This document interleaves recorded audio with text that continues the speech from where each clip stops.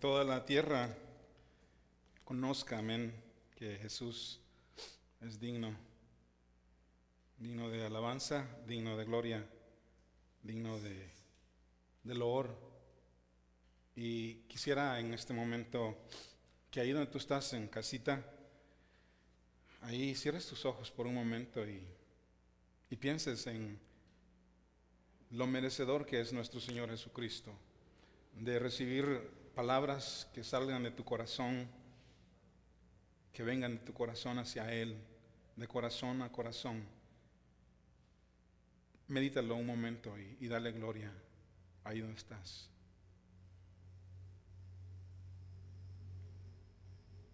Te damos gracias, Jesús, porque tú eres bueno, amén, lleno de gracia y misericordia. Y de ese modo venimos a las Escrituras.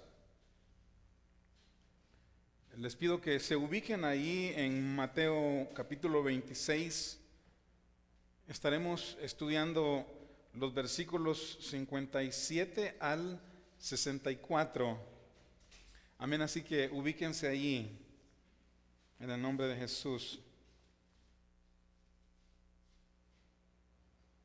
Dice la palabra de Dios en el nombre del Padre, del Hijo y del Espíritu Santo, de los versos 57 en adelante. Los que prendieron a Jesús le llevaron al sumo sacerdote Caifás, a donde estaban reunidos los escribas y los ancianos.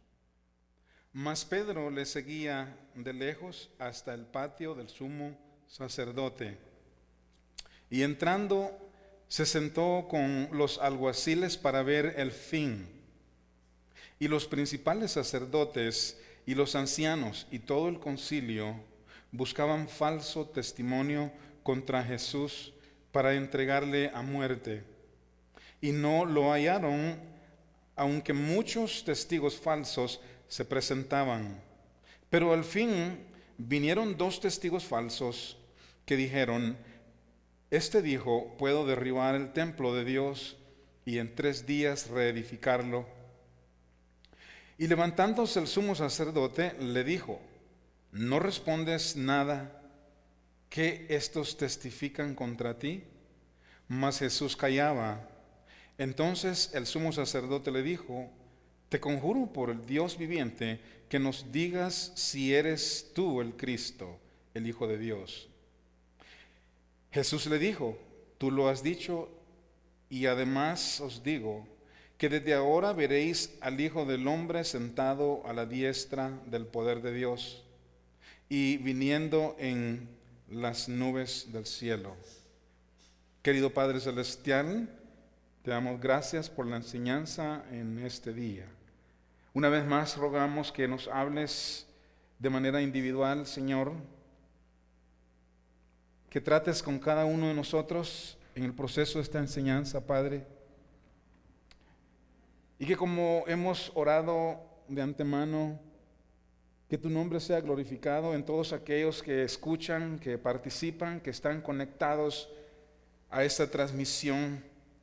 Y que tú trates con ellos y que ahí ellos glorifiquen tu nombre, poniendo atención a lo que tú quieres decirles hoy, Señor. Gracias te damos por Jesucristo.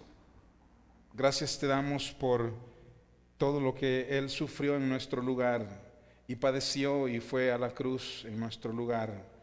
Y gracias a Dios te damos, gracias Padre te damos por el hecho de que un día pronto Jesús regresará y estaremos juntamente con Él. Y todos aquellos que le lastimaron, lo hirieron, lo ofendieron, le escupieron, lo abofetearon y le hicieron tantos males, y aún estos que le llevaban falsos testimonios en contra de él para llevarlo a la muerte, todos ellos inclusive, dice la Biblia, que verán al Señor Jesús. En otras palabras, ellos estarán conscientes totalmente de la presencia de nuestro Señor Jesucristo en su segunda venida. Pero mientras tanto, hoy este día, te agradecemos por lo que estás haciendo en nuestras vidas y en esta ciudad, en el nombre de Jesús. Amén. Le he titulado la enseñanza en esta mañana, Testigos falsos. Testigos falsos. La semana pasada miramos el arresto de Jesús. Recordamos que Él fue traicionado con un beso en la mejilla. Al instante, Pedro también saca su espada, corta la oreja de un siervo del sumo sacerdote, y luego la Biblia dice que ellos huyeron por sus vidas. Se cumplieron aquí las profecías de Zacarías 13:7, donde dice: heriré al pastor y serán dispersadas las ovejas. Todo esto se cumplió en aquel momento. Los discípulos se escandalizaron tal como Jesús lo había dicho aquella misma tarde en Mateo 26:31. Pero la lectura de hoy la vamos a dividir en tres secciones, tres partes.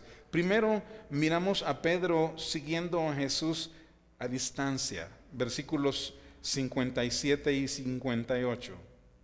En segundo lugar, miraremos que los líderes judíos usan testigos falsos para lograr su objetivo, versículos 59 al 61. Y finalmente miraremos que Jesús declara ser hijo de Dios, amén, y Él ciertamente lo es. Ahora, regresemos un momento a aquella escena, a la escena de la semana pasada, a la escena del arresto de Jesucristo.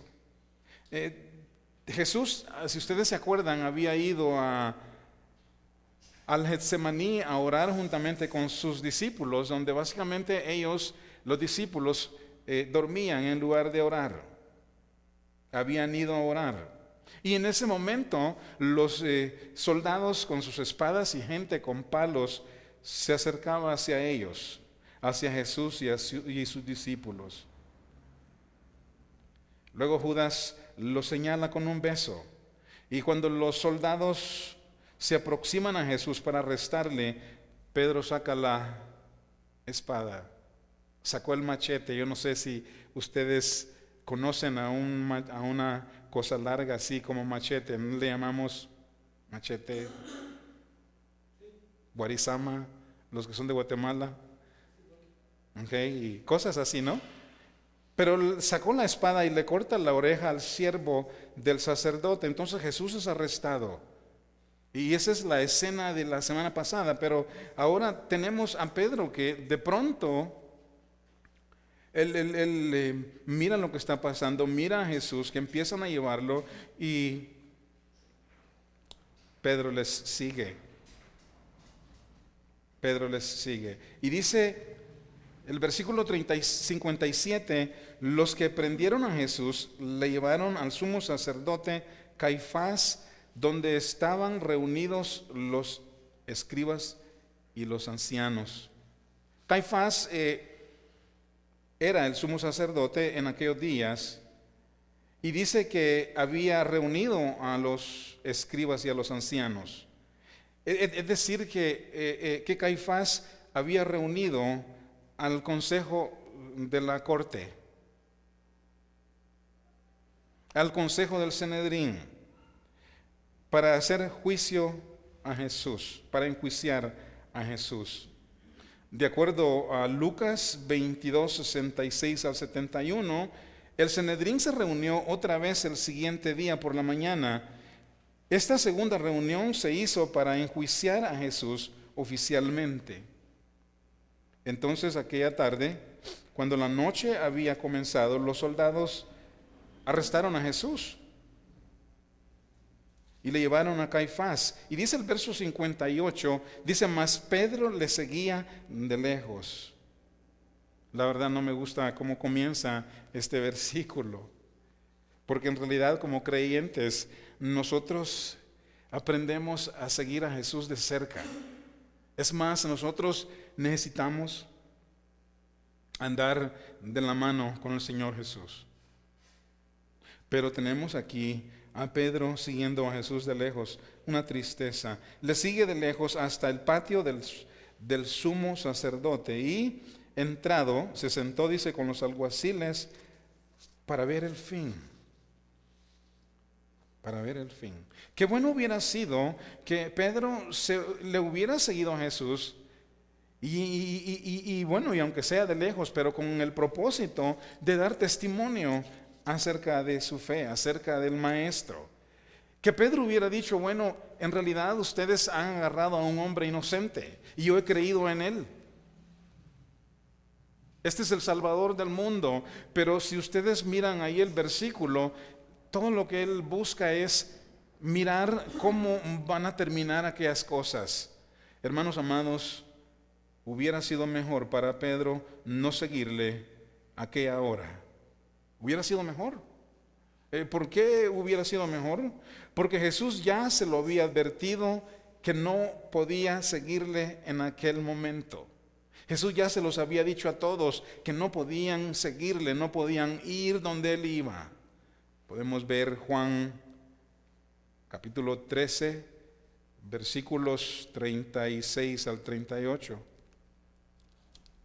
Y ahí dice, en los versículos 36 al 38, le dijo Simón Pedro, Señor, ¿a dónde vas?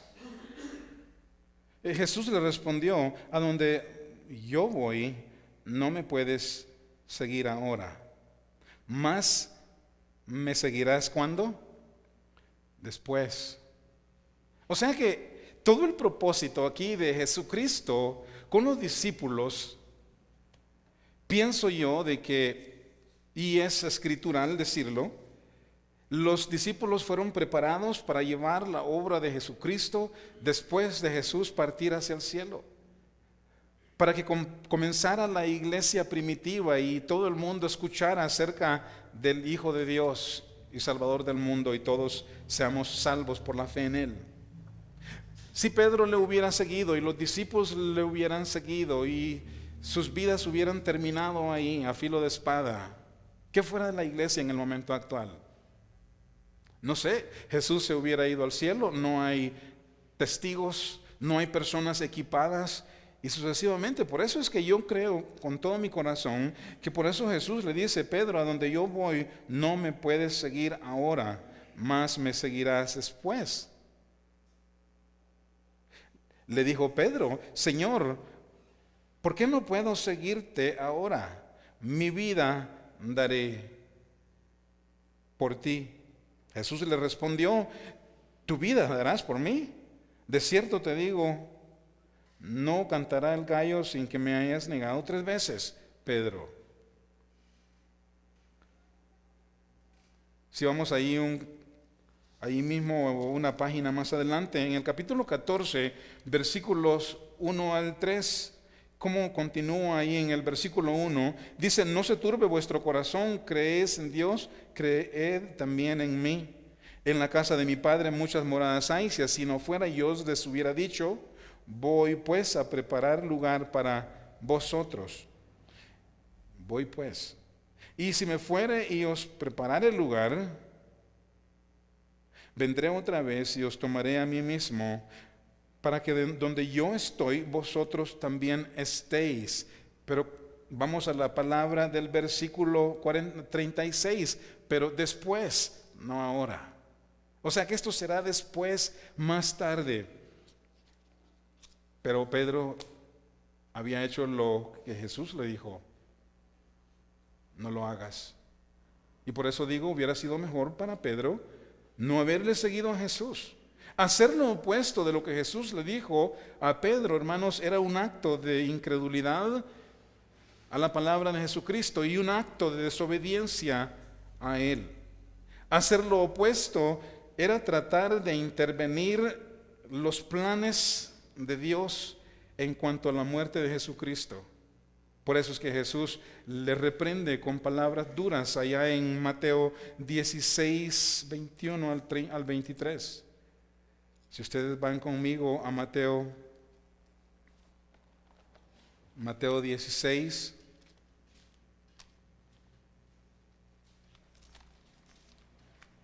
ahí dice del 21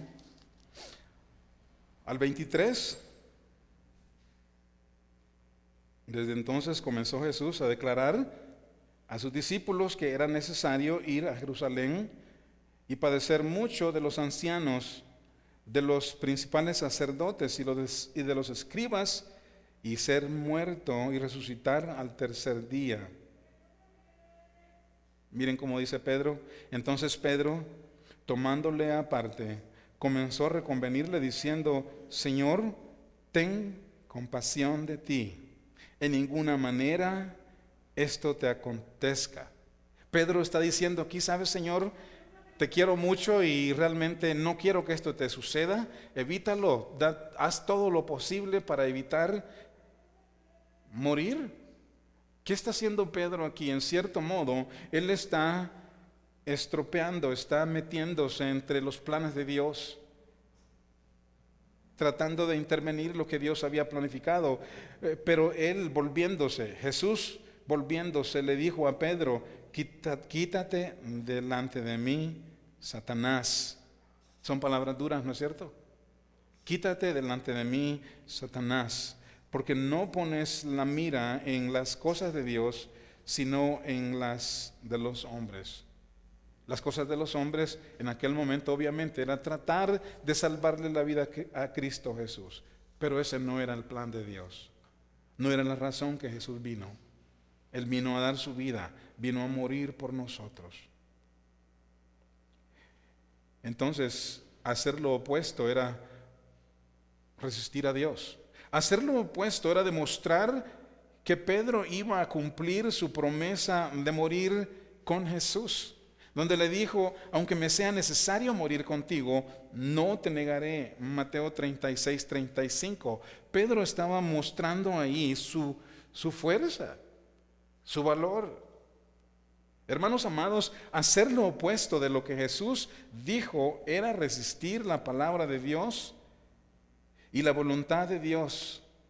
Ahora, ¿cuántas veces nosotros hemos hecho las de Pedro?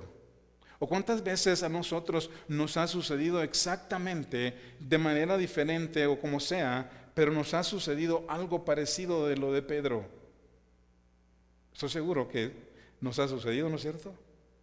Quizás en esta semana que acaba de pasar nos haya sucedido. Por ejemplo, cuando te preocupas, te afanas por lo que has de comer, por lo que has de beber, por tu vestido, por la casa, por tu empleo, por todas las cosas. Cuando te preocupas o nos preocupamos, ¿qué dice el Señor en cuanto a la preocupación? Bueno, dice: no se afanen, no vivan afanados, porque el afán produce temor, produce miedo, pánico. No se afanen. ¿Y qué hacemos? Nos afanamos. Estamos haciendo lo que Pedro, algo parecido en lo que Pedro hacía, llevándole la contraria a Dios.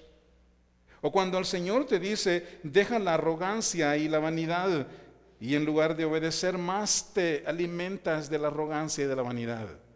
Es algo que hay por dentro, que muchas veces, cosas que no se pueden superar. ¿Por qué no se pueden superar? Porque vivimos de algún modo siguiendo al Señor Jesús a distancia. Busca al Señor de cerca, anda de la mano con el Señor Jesús. A través de la oración, de la lectura de la palabra, de la vivencia, de tu comunión con Él, vive la vida cristiana. No vivamos, no sigamos a Jesús a gran distancia, porque si lo hacemos, terminamos haciendo lo que Pedro hacía. O cuando el Señor te dice: perdona al que te ofende, pero no puedes porque te has dejado dominar por el rencor. ¿Cuántas veces sucede eso? Bueno, yo la verdad es que no le he ofendido. Él me ofendió primero, que venga él a mí o ella a mí, entonces no guardo rencor contra él o ella, pero ha pasado 1 año, 2 años y no se frecuentan, porque hay situaciones en el corazón y el Señor dice: perdona a tu enemigo, perdona al que te ofende. Y esto es, una vez más, porque estamos caminando, estamos siguiendo a Jesús y lo estamos siguiendo a distancia, en vez de acercarnos a Él, permanecer con Él y vivir con Él en comunión. O cuando el Señor te dice, deja el pecado y no quieres hacerlo porque te satisface, te escondes, ¿no es cierto? Nos pasa lo de Pedro en algunas áreas de nuestras vidas. A Pedro Jesús le dijo, no puedes seguirme, Pedro, ahora, no puedes seguirme, sino después. Pero él hizo lo opuesto. ¿Y qué le pasó a Pedro? Su desobediencia lo hizo caer en ridículo. Muchas veces nuestras desobediencias van a llevarlos a nosotros mismos caer en ridiculeces y nos sentimos apenados después. Mejor es obedecer. Amén. A Pedro mejor le hubiera sido obedecer, pero él hizo lo contrario y luego fue, y cuando fue y siguió a Jesús, él va tras Jesús y luego llega a un sitio donde están los guardias. Ahí él fue presionado por los que le decían, tú también estabas con Jesús, tú también. Tú eres como uno de ellos. Tu manera de hablar te descubre. Imagínense Pedro en ese momento completamente presionado por la gente. Pero su desobediencia lo llevó ahí a ese sitio. Creo que en ese momento Pedro sintió mucho temor. Pedro sintió vergüenza. Pedro se sintió confundido. Pero todo esto era generado por su desobediencia. El valor que había obtenido Pedro cuando le cortó la oreja al sumo sacerdote. Él mostró ahí todo su poder, su poder humano, su enojo, su ira en defensa de Jesús, todo su valor. Y ese valor, hermanos, ahora se transforma en un profundo temor. Y comenzó a maldecir y a jurar diciendo, no conozco a ese hombre. Son palabras de desprecio. No conozco a ese hombre. Por eso digo, hubiera sido mejor para Pedro huir y estar en obediencia para evitar este momento de mucha presión. Es más, hay personas que se imaginan que huir es el resultado de temor. Está bien, es posible y sí, así es, sucede muchas veces. Pero el Señor Jesucristo recomendó de que debemos de huir allá en capítulo 24 de Mateo, cuando Él menciona asuntos del problemas, persecuciones que vendrán durante el fin del mundo, durante la gran tribulación. Habla acerca de huir, amén. Nosotros debemos de huir. ¿Qué hizo la iglesia primitiva? Los hermanos huían cuando eran, por eso se dice persecución, eran perseguidos. Ellos huían de un lugar a otro. Está bien huir. Pedro pudo haber huido y haber estado en obediencia a Jesús. Vale la pena obedecer al Señor, amén. ¿Qué les parece? Obedezcámosle al Señor. Cuando le obedecemos podemos salir ganando. Es más, vamos a ganar siempre que le obedecemos. Pero si nosotros creemos que podemos mostrarle nuestra fuerza, y vamos a salir perdiendo. Amén. Así que cuidado, obedece al Señor. Pero ahora Jesús está en casa del sumo sacerdote y está rodeado de los acusadores. Y así llegamos al punto número 2. Está rodeado de los líderes judíos y usan ahí testigos falsos, versos 59 al 61. Dice el verso 59, y los principales sacerdotes y los ancianos y los del concilio buscaban falso testimonio contra Jesús para entregarle a muerte. Aquí miramos el primer juicio ante la corte del Sanedrín, y este juicio era un juicio ilegal porque era un juicio que se estaba llevando a cabo durante la tarde, ya cuando la noche había comenzado.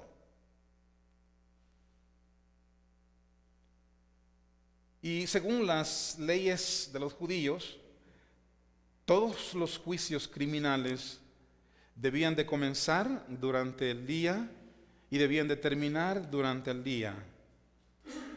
Pero aquí ya había entrado la noche, cuando ellos estaban acusando a Jesús y lo estaban criminalizando y lo encontraron culpable y digno de muerte. Por esa razón, a pesar que la decisión de condenarle ya había sido hecha, llevaron a cabo un segundo juicio al siguiente día, porque sabían que el primero legalmente no era válido, no tenía legalidad. Vean ahí en Lucas, en el capítulo 22 y en el versículo 66, y ahí dice cuando era de día, o sea, ya era el siguiente día. Lo arrestaron por la tarde del día anterior, lo tuvieron ahí, lo estuvieron criminalizando, lo juzgaron, y ahora cuando era de día, o sea, lo condenaron. Pero cuando era de día se juntaron los ancianos del pueblo, los principales sacerdotes y los escribas, y le trajeron al concilio. Este es ya una vez más, diciendo: ¿eres tú el Cristo? Estaban usando las mismas palabras. ¿Eres tú el Cristo? Dínoslo. Y él les dijo: sí, os lo dijere. Mejor dicho, si os lo dijere, no creeréis. Amén. O sea, yo les puedo dar a ustedes testimonio de quién soy. Y es más, Cristo Jesús ya había predicado el Evangelio y las buenas nuevas y todo tipo de enseñanzas por 3 años. Y ya habían visto sus milagros, habían escuchado sus milagros, habían andado muchos de estos sacerdotes y los fariseos, escribas y fariseos, entre la multitud, y habían visto a Jesús obrar. No habían creído, ni por su palabra, ni por sus señales. Y una vez más, Jesús les dice: si os lo dijere, no creeréis. Y también si os preguntare, no me responderéis, ni me van a soltar. En otras palabras, ¿de qué sirve si yo les doy un testimonio a ustedes acerca de mí? Pero desde ahora, verso 69, el Hijo del Hombre se sentará a la diestra del poder de Dios.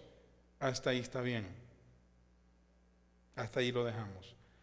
Este fue un segundo juicio que se llevó a cabo.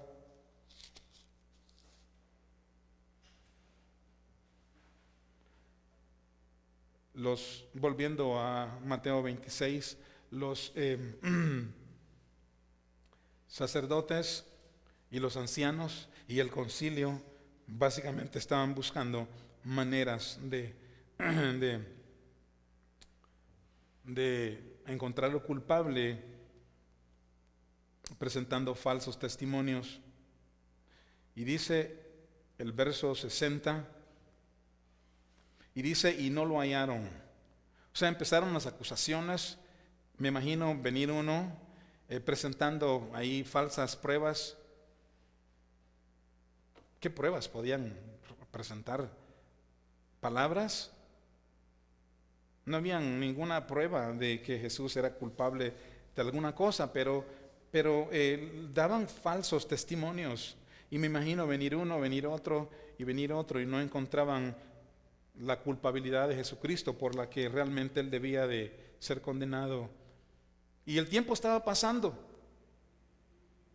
Y dice el verso 60: y no hallaron, aunque muchos testigos falsos se presentaban, pero al fin vinieron 2 testigos falsos. Quiero pensar en la palabra, pero no lo hallaron. No hallaron razones de condenar a Jesús. ¿Qué nos muestran estas palabras de no hallaron? Y yo pienso de esto, de que no hay otra, que Jesús es perfecto. Amén. Jesús es justo, dice la Biblia. El Señor Jesús es sin pecado. Y para condenarlo, porque Jesús es sin pecado, para condenarle a muerte, los sacerdotes tenían que manipular la verdad, usar testigos falsos y torcer todo argumento. Los sacerdotes eran responsables cuando realmente nosotros pensamos en el porqué de la existencia de ellos. Los sacerdotes estaban ahí para enseñar la verdad al pueblo. Estaban ahí los sacerdotes para aplicar justicia, para defender al inocente y para culpar al homicida, pero hacían todo lo opuesto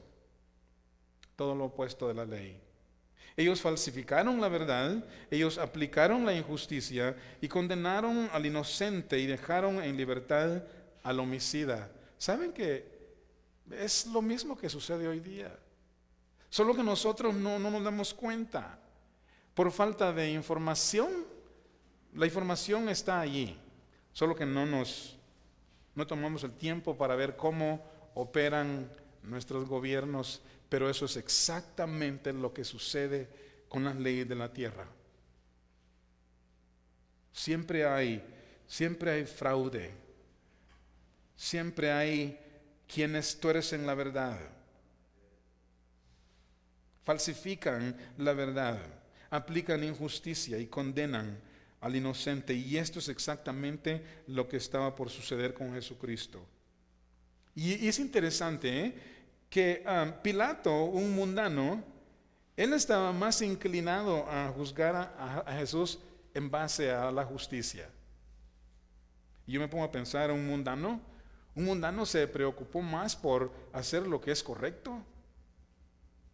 Él pudo darse cuenta que Jesús era inocente y lo predicó al pueblo y se lo dijo al pueblo: Él es inocente. Pilato pudo ver que Jesús era justo y se lo dijo al pueblo. Es una tristeza cuando, ojalá dentro del cristianismo no operemos de esa manera, que el mundo tenga mejor reputación que los creyentes, mejor moralidad que los creyentes. Y no hablo aquí de los sacerdotes como creyentes, porque en realidad no lo eran. No tenían una relación con Jesús, pero tenían unas similitudes en cuanto a las responsabilidades de ellos, responsabilidades morales, y enseñar al pueblo a buscar la verdad y a obedecer a Dios, y hacían todo lo opuesto. Pero hermanos amados, Pilato mostró que Jesús era inocente, que Jesús era justo. Era la costumbre en el día de la fiesta de la Pascua que el gobernador soltaba a un reo. Yo creo que ustedes están más enterados con la historia. Aquel día Pilato quería dejar en libertad a Jesús y con eso en mente él presentó a Barrabás, a un homicida, a una persona que había estado en la cárcel, que era reo por homicidio, y a Jesús, y los presentó al pueblo. Y les dijo: ¿a quién queréis, o a quién, mejor dicho, quieren, para ponerlo en mis palabras? Pero, ¿a quién quieren ustedes? Aquí está Barrabás y aquí está Jesús. ¿A quién de los dos quieren que les suelte? Y ya ustedes saben, el pueblo prefirió soltar o dejar en libertad a un homicida que al justo de los justos. Y dijeron ellos: queremos a Barrabás, queremos a Barrabás, queremos a Barrabás. Pero era parte del plan de ellos. Y ahí en Mateo, si ustedes van a Mateo conmigo, al 27, 23, y tenemos ahí las palabras de Pilato, y dice: y él les dijo, pues ¿qué mal ha hecho? ¿Qué mal ha hecho? Nos está diciendo aquí Pilato: él es inocente. Yo no encuentro ninguna maldad digna de muerte. ¿Qué ha hecho él? ¿Qué mal ha hecho? Pero ellos gritaban aún más diciendo: sea crucificado. O sea que ya estaba determinado. Ellos ya habían determinado. Y doy gracias a Dios porque todo estaba bajo el control de Dios. Inclusive Jesucristo mismo estaba en control de su propia muerte. Amén. Y luego sigue en el verso 24, viendo Pilato que nada adelantaba, sino que hacía más alboroto, tomó agua y se lavó las manos delante del pueblo y dijo: inocente soy de la sangre de este, ¿quién? De este justo. Lo que está haciendo aquí Pilato, las palabras de Pilato, nos dan el eco de un hombre que mundano, sin temor a Dios, y más sin embargo ellos tenían mejor deseo y anhelo de trabajar con la justicia o de aplicar justicia. Hermanos, Pilato no vio ninguna culpa en el Señor Jesús. Y una vez más, porque Jesucristo es sin pecado. Porque Jesucristo es totalmente perfecto. Dice ahí en 1 Juan 3:5, y sabéis que Él apareció para quitar nuestros pecados. ¿Y qué dice? Y no hay pecado en Él. Si miran ahí también Hebreos 4:15, porque no tenemos un sumo sacerdote que no pueda compadecerse de nuestras debilidades, sino uno que fue tentado en todo. Jesucristo está siendo tentado aquí en todo en estos días, en este momento. Tentado en todo, pero sin pecado. 2 Corintios 5:21, y dice: y el que no conoció pecado. Amén. Jesús no conoció pecado. Por nosotros se hizo pecado para que nosotros fuésemos hechos justicia de Dios en Él. Hermanos amados, la razón principal de no hallar motivos de acusar a Jesús es porque Él es perfecto. Amén. Él es perfecto. Jesucristo es confiable. Nosotros podemos confiarle a Él nuestra vida completa, porque Él es perfecto y ninguno más hay. Él es Dios en carne. Dios nunca peca, porque Él es perfecto. Amén. Pero al fin vinieron dos testigos falsos. Cuando nosotros miramos en este mundo, ¿cómo es posible que la Biblia dice todo esto acerca de que Dios está en control? Y podemos mirar y observar cómo opera el mundo. Decimos: bueno, Señor, ¿hasta cuándo? Parece que todo lo que la Biblia dice sucede todo lo contrario. Sucede todo lo contrario. Aparentemente la injusticia prospera, los males avanzan y la verdad cada vez mengua, es aplastada, es ignorada. Pero ¿saben qué? Está escrito que así va a suceder. Pero eso no quiere decir que Dios no está en control de todo lo que sucede en esta vida. Amén. Pero Jesús es Dios, Jesús es santo, Jesús es perfecto, Jesús es sin pecado, y realmente para que ellos pudieran lograr su objetivo, ellos tenían que continuar buscando, torciendo, cambiando la verdad. Y dice que al fin vinieron dos testigos falsos. Verso 61, que dijeron: este dijo, puede derribar el templo de Dios en 3 días y reedificarlo. Sí, el reino de la oscuridad siempre, desde el principio, busca torcer la verdad.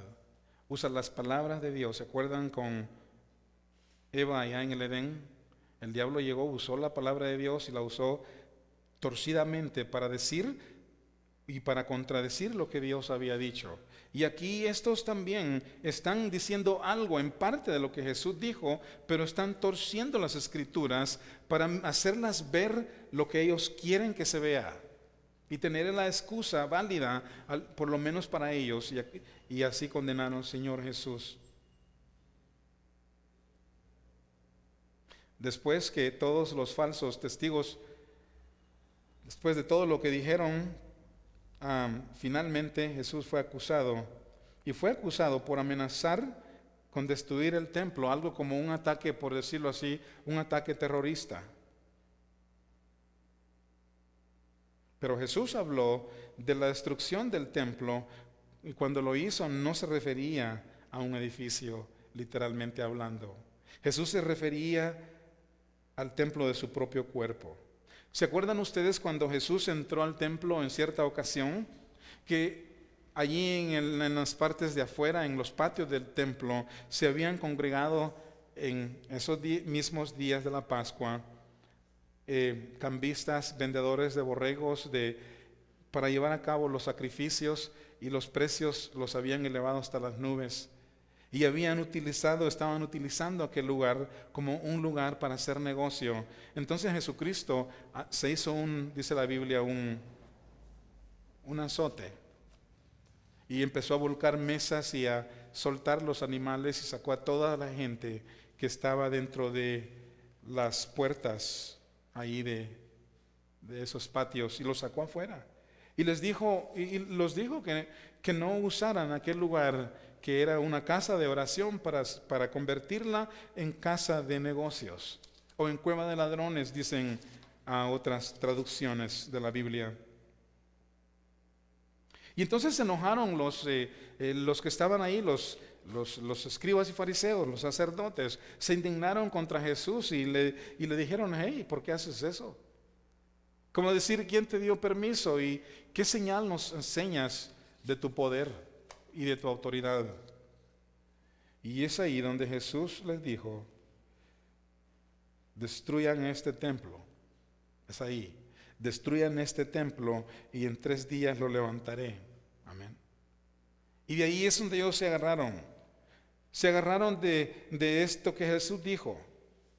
Y torcieron la profecía para hacerla sonar y hacerla ver como que Jesús estaba amenazando destruir el templo. Pero ahí en Juan 2:21 claramente dice que Jesús hablaba de su cuerpo. Jesús hablaba de su cuerpo. Hermanos amados, para terminar ahí el segundo punto es que los enemigos siempre buscan lograr sus objetivos contra la fe, contra los creyentes, contra Dios y contra Jesucristo, y es un tema que siempre ha sucedido. En el Antiguo Testamento y en el tiempo de la iglesia primitiva, hasta los días de hoy, y continuará hacia adelante hasta el fin del mundo. Siempre habrán personas que se opondrán contra la fe, que se opondrán contra Dios, que buscarán maneras de torcer la verdad, falsificar la verdad y culpar a Dios, culpar a Jesucristo. Pero saben, una vez más, Jesús es justo, Jesús es perfecto, Jesús es fiel, amén, y Él es Dios. Y la verdad que podemos confiarle a Él nuestras vidas, sin ninguna grisma de dudas en nuestro corazón. Podemos vivir confiados en Él. Amén. Y que todas las cosas que le ocurrieron estaban ya determinadas por el Padre.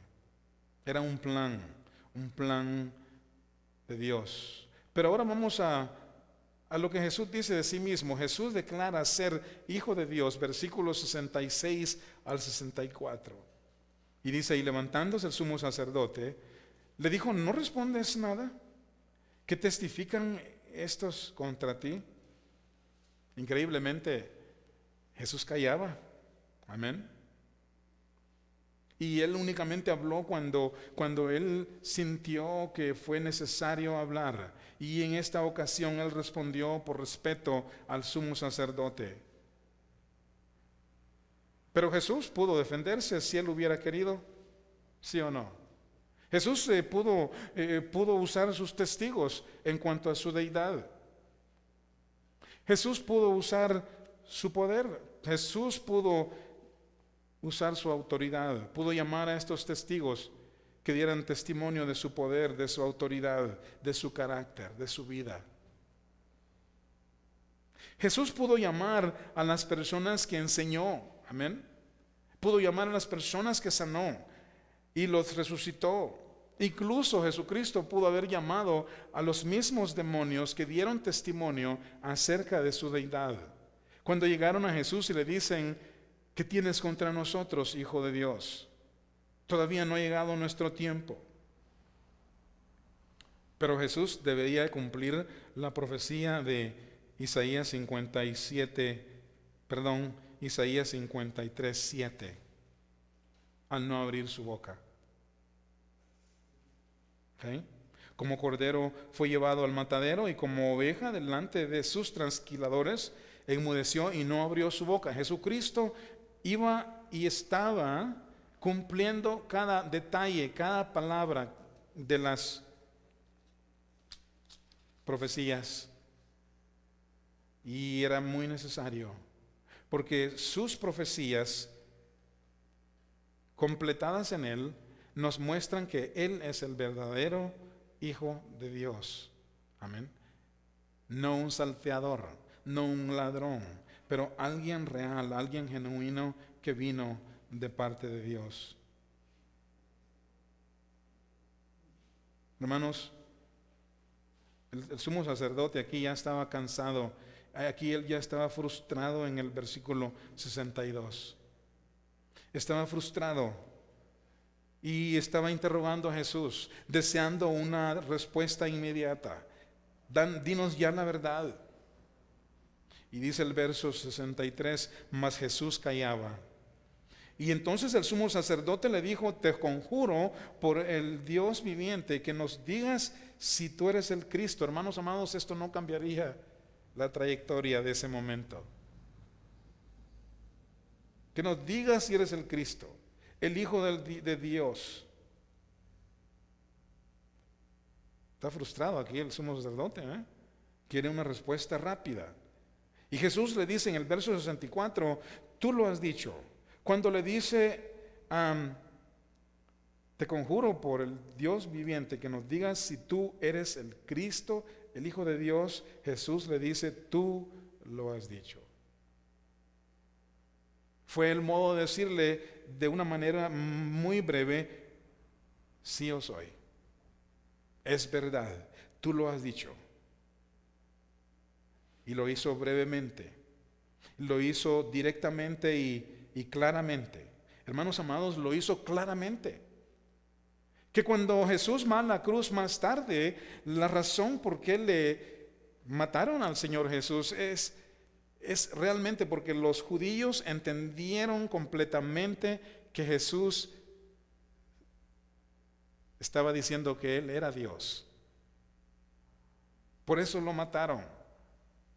No lo mataron porque creían que Él era un profeta, o porque Él era algún particular. No, ellos comprendieron que Jesús estaba diciendo: yo soy Dios. Y esto es muy importante para personas que creen que Jesús no es Dios, que Jesús es un Dios, que Él es un ser creado. No, Jesús es Dios. Es Dios el Hijo y es el Hijo de Dios. Cuando Jesús dice: y además os digo que desde ahora veréis al Hijo del Hombre sentado a la diestra del poder de Dios y viniendo en las nubes del cielo.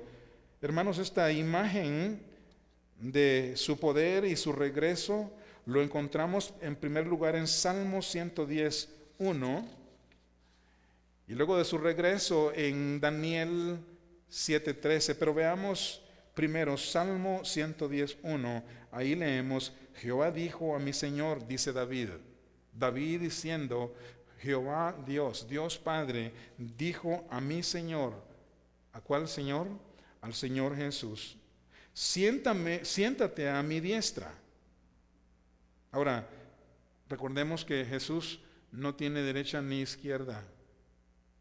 Amén. Y lo que está diciendo aquí es: siéntate a mi lado, hasta que ponga a tus enemigos por estrado de tus pies. Amén. siéntate a mi diestra. Cuando Jesús resucitó, fue al cielo, hoy sabemos nosotros que Él está directamente sentado a la diestra de Dios, o sea, está sentado en el poder de Dios. En otras palabras, Jesucristo tiene toda la autoridad del Padre, la tiene el Hijo. Siéntate a mi diestra. Y en cuanto al Rey que viene pronto, cuando Jesús le dice, me veréis que vengo en las nubes. Daniel 7:13, dice Daniel, miraba yo en la visión de noche, y he aquí con las nubes del cielo, venía uno como un hijo de hombre. Este es Jesús. Jesús, el Dios hombre, el Dios resucitado, el Dios que ascendió. Dice que vino hasta el anciano de días y le hicieron acercarse delante de él. Verso 14, y le fue dado dominio. ¿A quién? A Jesús. Le fue dado dominio. Le fue dado a él gloria y reino. Un día Jesús y nosotros estaremos reinando en esta vida, en esta tierra, por 1000 años. Y luego de ahí entraremos a la eternidad con él. Pero le fue dado gloria y le fue dado reino para que todos los pueblos, naciones y lenguas le sirvan. Su dominio es dominio eterno, que nunca pasará, y su reino, uno que no será destruido jamás. Es glorioso, ¿no? Y nosotros estaremos ahí con Él, reinando para siempre. Obviamente si perseveramos en Él. Amén. Y yo sé que vamos a perseverar en Él. Solamente si nuestra confesión hacia el Señor Jesús ha sido genuinamente. Una confesión genuina trae total restauración y total perdón y genuina salvación. Pero una confesión no genuina, no verdadera, no hay salvación, no hay perdón, no hay ninguno de los beneficios mencionados. Así que es mi oración. Enfócate en Jesús. Amén. Jesús testificó con verdad, Él es Dios y es el Hijo de Dios. Amén. Y después de morir por el mundo entero, Él resucitó de los muertos, ascendió al cielo y se sentó a la diestra de Dios. Y un día vendrá pronto. Amén. Vendrá en un abrir y cerrar de ojos. Y el Señor vendrá como ladrón en la noche. Sin embargo, entonces, su testimonio no cambiaría el curso de aquel juicio que se estaba llevando a cabo. Porque como hemos mencionado, había sido determinado por Dios desde antes de la fundación del mundo. Y yo quiero decir dos cosas más antes de tomar la Santa Cena hoy. Porque hoy vamos a tomar la Santa Cena recordando lo que Jesús hizo en la cruz del Calvario. Pero hermanos amados, la muerte de Jesús fue planificada por amor. ¿De acuerdo? Juan 3:16 y muchas otras notas. Dice que de tal manera amó Dios al mundo que envió a su Hijo unigénito para que todo aquel que en Él crea o cree no se pierda, mas tenga vida eterna. La muerte de Jesús fue un acto voluntario. Jesús dijo, a mí nadie me quita la vida, y yo la doy, yo la pongo. Vean, van ahí conmigo a Juan 10:17 al 18 y luego terminamos esta sección para tomar la Santa Cena. Pero ahí dice Juan 10,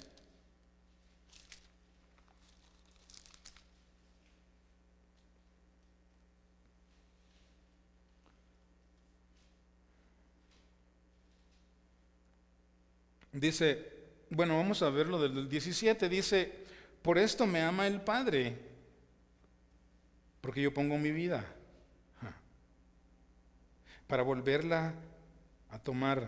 Nadie me la quita, sino que yo de mí mismo la pongo. Tengo poder para ponerla y tengo poder para volverla a tomar. Este es el mandamiento que recibí de mi Padre. O sea, este era un plan eterno que se había hecho desde el principio de la fundación del mundo, desde antes de la fundación del mundo. Dios ya sabía nuestra condición, ya nos había visto en el tiempo de la eternidad pasada. Dios había visto el tiempo actual y Dios había visto nuestra vida y nuestro todo, que estábamos condenados. Y el plan fue: Jesús, tú vas a morir por la humanidad. Ese es el mandamiento que yo he recibido de mi Padre. Pero se dan cuenta, todo fue un acto de voluntario, además de ser un acto de amor, un acto voluntario de parte de Dios para que nosotros hoy podamos celebrar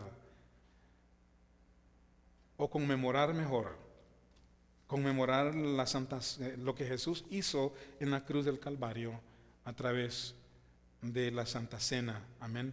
Así que vamos a orar ahí donde estamos y luego mis hermanos pasan a dar los elementos. Pero Padre, estamos tan agradecidos contigo. Estamos muy, muy agradecidos con Jesucristo. Estamos agradecidos con el Espíritu Santo. Amén. Quien nos ha llevado a la comprensión de quién es Dios, quién es Jesús, qué es lo que Él hizo por nosotros. Y que a pesar de lo que Él hizo por nosotros, por amor, antes, Señor, miramos que el odio del mundo, el odio del pecado, lo llevó a la muerte. Es decir, el mundo le odió, el mundo mintió y el mundo lo llevó a la muerte. Pero en realidad fue nuestro pecado lo que llevó a Jesucristo a la cruz, a la muerte. Fue nuestro pecado. Y lo entendemos muy bien. Y hoy yo quiero pedirte, Dios mío, de que nos ayudes como congregación, como creyentes que decimos que somos, que nos ayudes a seguirte de cerca, no a distancia, no de lejos. Porque cuando seguimos a Cristo de lejos, vamos a caer en muchos pecados, en mucha deshonra, en mucha desobediencia.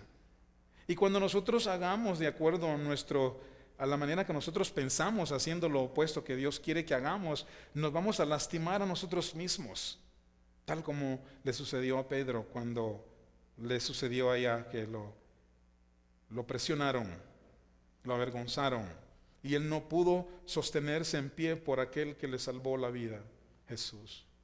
Ayúdanos a nosotros a seguirte de cerca, que nos lleves de la mano, Señor, y algunas veces cargados en tus brazos. Líbranos, Señor. Sabemos que el mundo es cruel. Como acabo de mencionar, a veces miramos las injusticias de este mundo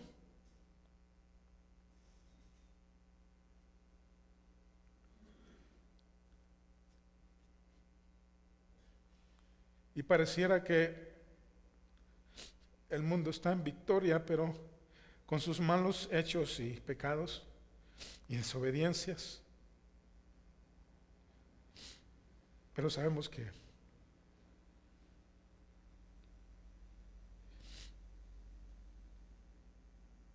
no es así. Que tú estás en control, Señor, de los que se mueven inmoralmente, y tú eres en la verdad para convertirla en lo que ellos quieren y así aprovecharse de los pobres, del huérfano, de la viuda, y torcer las escrituras de su manera. Y aunque no les pase nada hoy en este momento, en este tiempo, en esta vida, el juicio de Dios no se duerme contra ellos. Un día el mundo entero sabrá que Jesús es veraz, que Jesús es Dios y que la verdad permanece y que la verdad triunfa y que el bien triunfa sobre el mal, aunque en esta vida no sea así. Pero El salmista dijo que los pecadores no se van a levantar en la congregación de los justos, Señor. Así que ayúdenos a nosotros a mantener nuestra fe activa. Sé tú, Dios, quien activas nuestra fe más y más. Y te damos gracias por la declaración de Jesucristo, que Él es Hijo de Dios. Amén. Él es Hijo de Dios. Y Él es Dios el Hijo. Y que un día Él vendrá para reinar y gobernar. Y hoy, Señor Jesús, queremos darte gracias por darnos la oportunidad de conmemorar tu muerte. Amén. Al tomar la Santa Cena hoy, Señor, nuestros hermanos en sus casas, ahí ellos están diciendo, al hacerlo delante de sus hijos, sus familiares, ahí ellos estarán diciendo, yo creo en Jesús, yo creo en que Él es el Hijo de Dios, creo en su muerte y su resurrección. Amén. Creo que Él perdona pecados, creo que Él vendrá pronto. Así estamos diciendo cuando tomamos la Santa Cena juntos. Así que gracias te damos